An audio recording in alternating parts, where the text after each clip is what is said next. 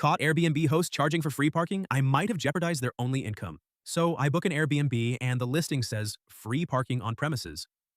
I always assume this implies something like a driveway, otherwise, they should say street parking. Before I arrived, I asked if I could stay parked on the premises a few hours after I check out of the room.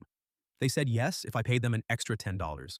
I accepted the request and paid via the Airbnb app because I was still under the impression that it was a parking spot that was either on the premises as stated or at least needed some kind of guest pass or residence permit. Otherwise, why would I need to pay him?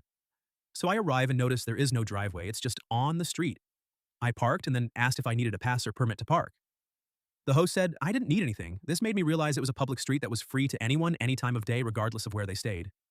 When I confronted the host about this in the Airbnb chat, he said he had to charge me because he has charged other customers for the same thing, and it wouldn't be fair if he let me park for free when others have paid him. So he admits to charging multiple customers to park in a free parking spot that he has no right to charge for. He made an offer under false pretenses. When I confronted him further, he said I would not get a refund for parking and that he didn't force me to pay, that he just offered a deal that you accepted, and that I should have done more research or asked more questions about the street his house is on and realized I didn't need to pay. This is an outright scam if you ask me. He shouldn't be allowed to charge his guests to park in a spot that is public and free and that he has no control over.